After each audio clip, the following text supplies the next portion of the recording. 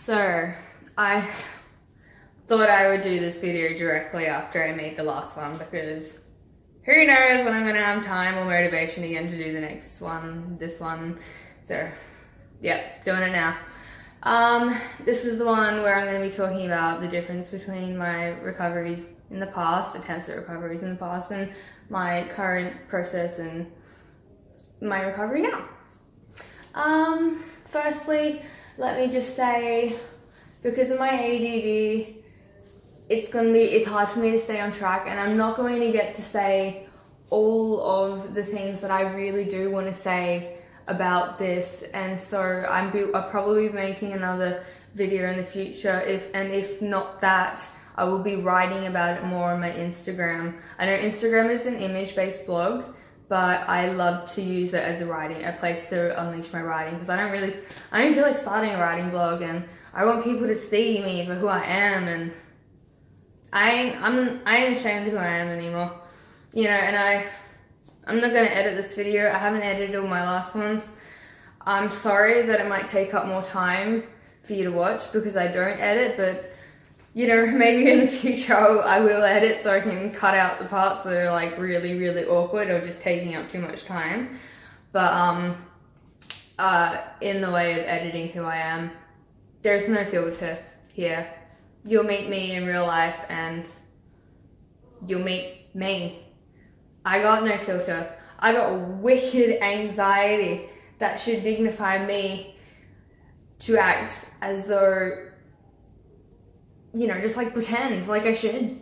Like you'd think, like, and even I did in the past, pretend to be something I'm not, but I'm past it, you know? I just fully throw out who I am to whoever I meet, and if they accept me, if they don't, what have I lost out on, really? Yeah, like whoever comes into starts watching this video right now and goes, she's a little bit weird, or she's not very good at videos, or just rambling a bit much, and if they just move on and they're gone, then they're gone. Later, see ya. Because, you know, I'm only interested in people who like me for me. Because I'm starting to learn to love me and like me too, and so why should I make room for people who have issues with me because I like to be who I am? Anyway, I'm gonna get on with the freaking point now.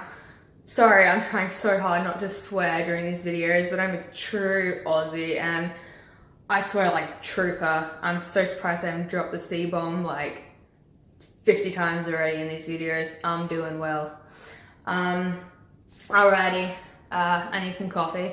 Just give me a sec.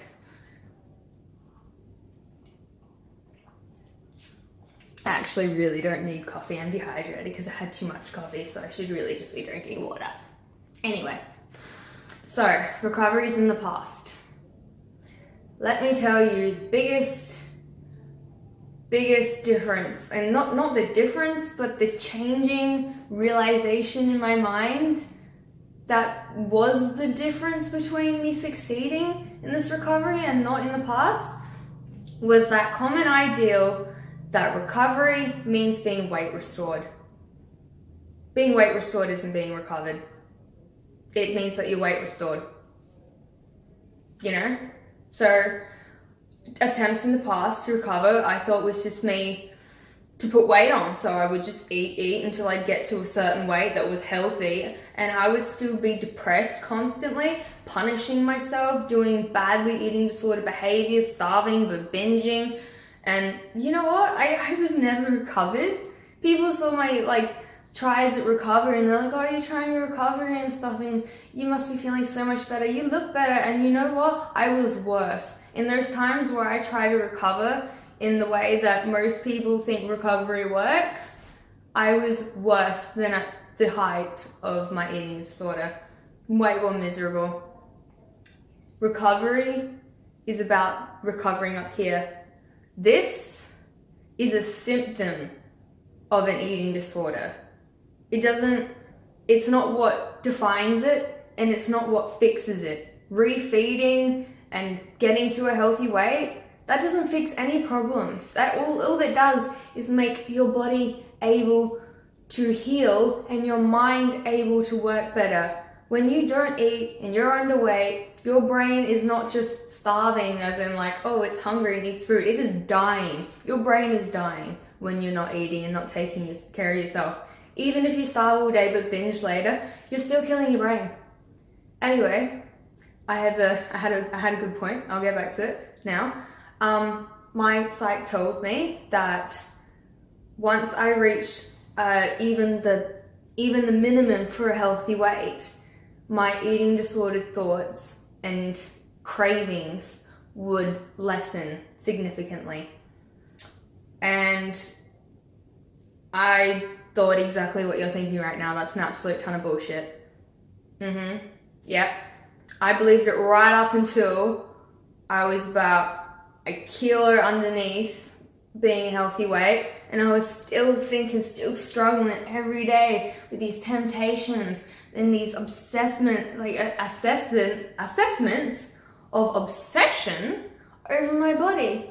And I couldn't, even though I was trying so hard to recover, there was a part of my brain that just wasn't ready, it wasn't stopping. And then I got to a healthy weight, and that little Anna voice, that little ED bitch, she got quieter.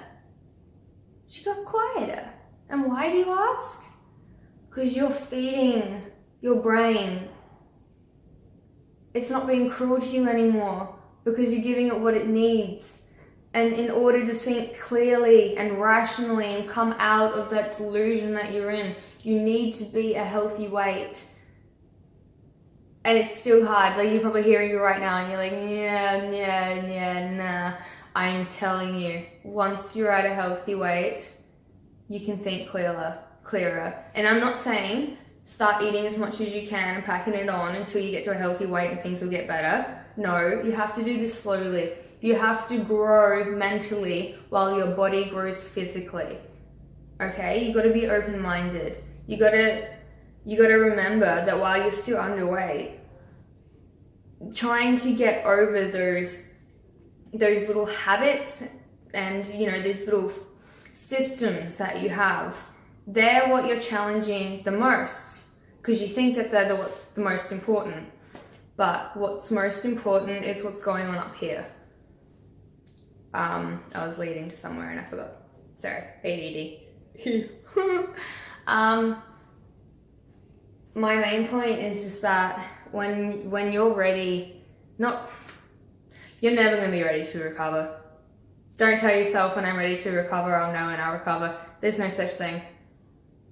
The difference between recovering and staying where you are is you making a decision. You make a decision.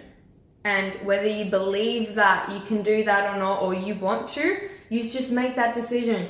You go, do I want to keep doing this? Do I really want to keep suffering like this?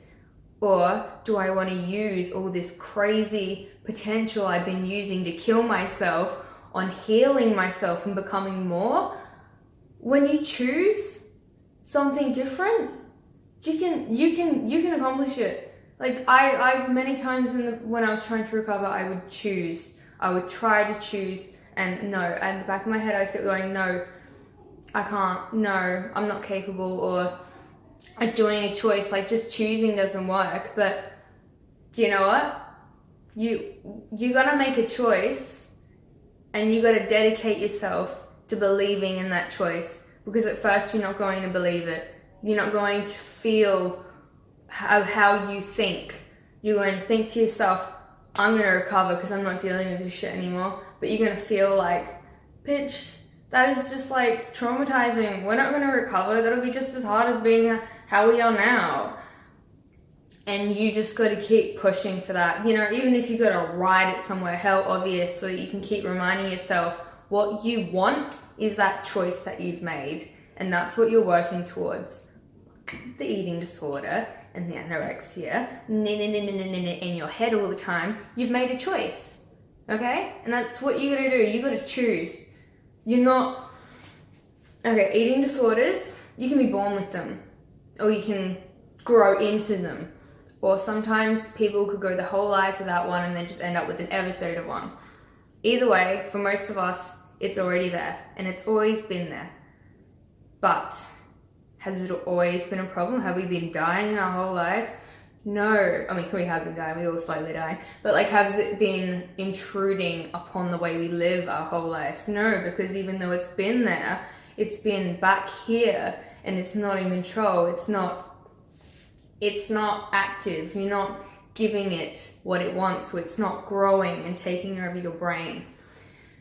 But when your eating disorder, when you think, oh, I've just developed an eating disorder, that's just it coming out. It's always been there, maybe, but that's it coming out finally and rearing its head to show its true ugly face. And that's when you start to think, great, this is who I am. I'm just a person with an eating disorder. How am I ever going to control this when it's just inside of me and it's a part of me? And you know what? It is a part of you, and it is inside of you. But you know what? That's not what's stopping you from taking care of yourself. That's not why you're not getting better. The reason, how do I say this? I don't really know how to say this, because I'm not very good at wording things sometimes, like especially on the spot. Hang on. Sorry about that. Sometimes with ADD, I literally forget what the fuck I was talking about. But what I was getting at was this. I was a victim to my eating disorder for so long because I thought of it the way that I think about my mental illnesses that intrude onto my life. I'm like, it's just there. What power do I have over it? You know, if I can't get rid of it, it's just always going to be like this. But you know what? You know when you know there's that before time, that time you call before the eating disorder, where it didn't rule your life. That was when basically you weren't aware of it. And when you finally come into your eating disorder for the first time, the reason why it feels like you've only just got it and now it's going to be there forever is because it's like this. It's like there's a room that you've never been in before, you've never seen what's in there, and you don't know anything about what's in there. But you walk in that room sometimes, you don't see anything, and you walk out, and it's all good. But one day you walk in, you turn on the light, and you see everything that you didn't see before. And you try and turn off the light, and there's no one seeing it. You've seen it now, it's done. That's what it's like with an eating disorder. That's why you feel like you're never going to get rid of it, because you've finally seen and finally come to know that that's a part of you. And now that you can't unfocus on it, now that you can't unsee it, you're like, it's stuck to me. It's like a leash, but like a permanent leash. You just feel like that's it, like it's cancer now, like that's done. But you know what? It's not. In the most active parts of your eating disorder, it is all comes from an addiction. When people told me that I had an addiction when I had an eating disorder, they just say, you know, some people they did say this in a very like ununderstanding way, that like you're just addicted to being like this. And I was just so offended by that, because this for me, because it was just a purely mental illness that was just overriding me, and like, how dare someone think it's just an addiction, because if it is an addiction, then I could control it. And then I learnt about what addiction really means. And that's when I realized anorexia, bulimia, any specification in the eating disorder category, when you're going through that hard part, when you're living your life by your eating disorder, that's your addiction taking over. That's your eating disorder making you, that's addiction. Literally, you have to treat it as though it is something that you had. What's a good way to explain it? Because not a lot of people fully understand what the definition of an addiction is. But basically, an addiction is when you form a pathway, this happens with everything. Addiction is to do with when you've done something a certain amount of times and it forms a physical pathway in your brain that can never be erased. And addiction sticks with you for life. That pathway that's created from you becoming addicted to that thing, whatever it is, even coffee, even lollipops, whatever. Anytime you like stop and you come away from it, that pathway will shrink and things get easier and you are less addicted. But if you engage in that behavior again, once, sometimes even just once or twice, that pathway opens up, straight up. Like they say, you never forget how to ride a bike. It's just like that. It's unfortunately, it is just always going to be there, but you got to treat it like how it is. It's trying to take over your mind because it's an addiction. Yes, it is a mental illness, and yes, it is a part of you, but you know what? You got to treat it like an addiction. You gotta ask yourself, why? What am I getting out of this? What am I really getting out of this? Why do I do that? Why do I do this? You gotta break it down. You break it down until you understand why, that basically you will come to the conclusion. You will come to the conclusion that the reason why you can't stop doing certain things is because you are fully blown addicted to doing it. And there is no shame in having addiction, and there is power in admitting that you have one and realizing that you do. So, and if you don't know much about addiction, I'll make another video about what addiction really means and really is and how it really works in the brain. But you just got to trust me when I tell you that an eating disorder very much can turn into an addiction. And if you keep treating it like it's something that can't be addressed because it's like already in your brain, and how's it ever going to go away, like unless there's a special medication, then you're not going to get around it. You're going to keep being stuck. You gotta talk to it, like you would talk to yourself if you were younger, like if you were your own child. You gotta be, honey, darling, that's not what we do. That's not how we treat ourselves. So let's move on. Don't do any of this, bitch, what are you doing? Kind of like, why are you not eating for? Or like, why are you exercising too much? Like, don't try and bitch yourself out of your illness. You'll never get out like that. Punishing yourself never got you anywhere, So don't just ignore your eating disorder's voice when you're trying to recover. Listen to it. Talk to it. Try and console it. Give it compassion. Get to know it. And then it will stop wanting to rule your life and you.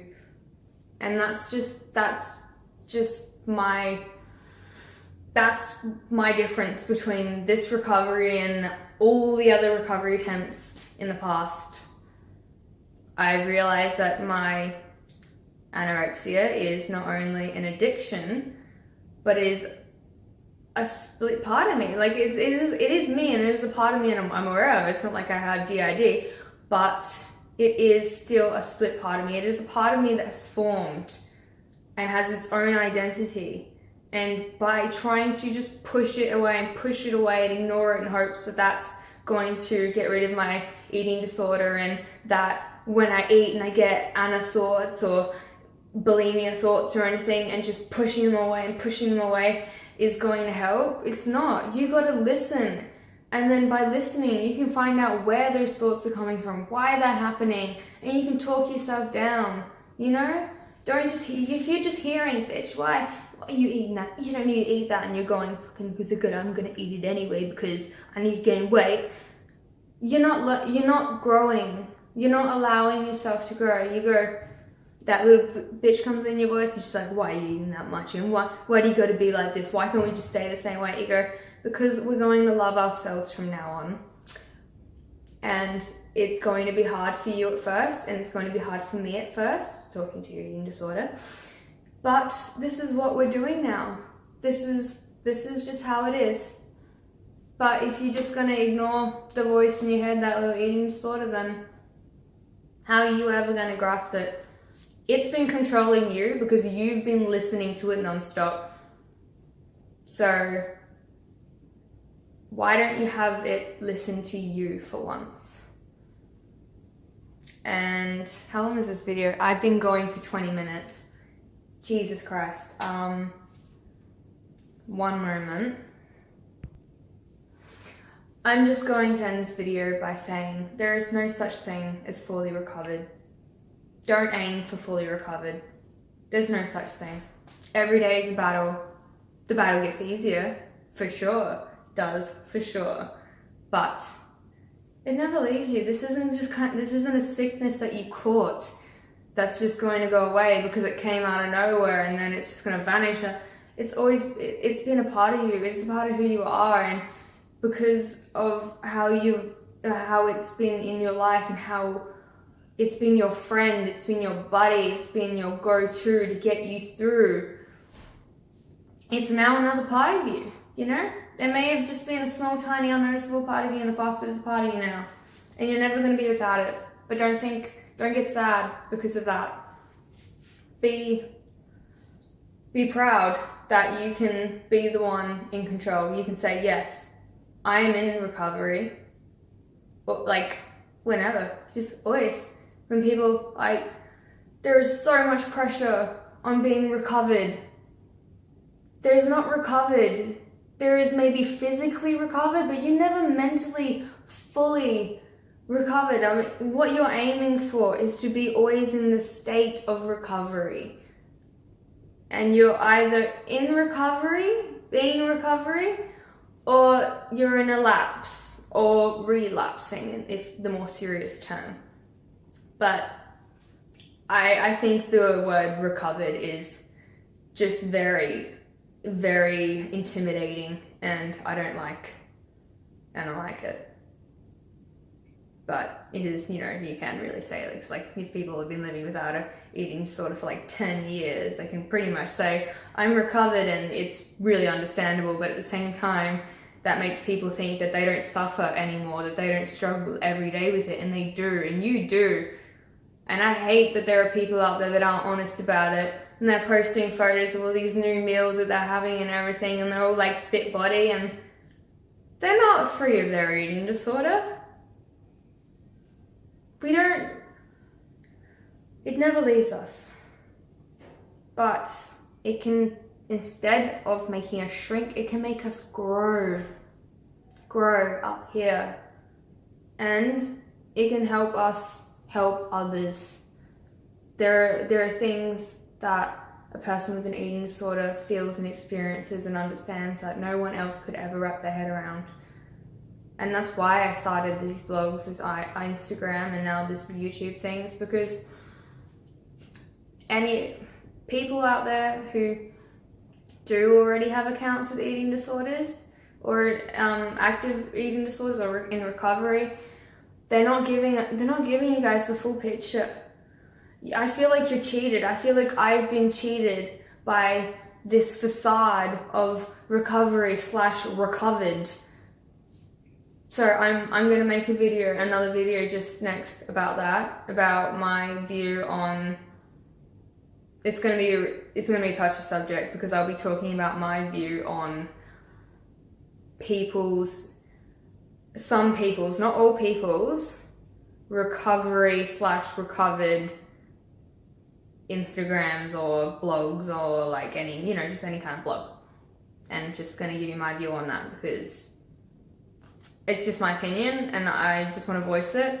And I feel like some will agree with me. So stay tuned for that. That will probably be the next video. I might do it straight after this one. Alright, well, thank you guys so much for watching. This has been a fucking long video and I really hope you got some insight out of it. Thanks, guys.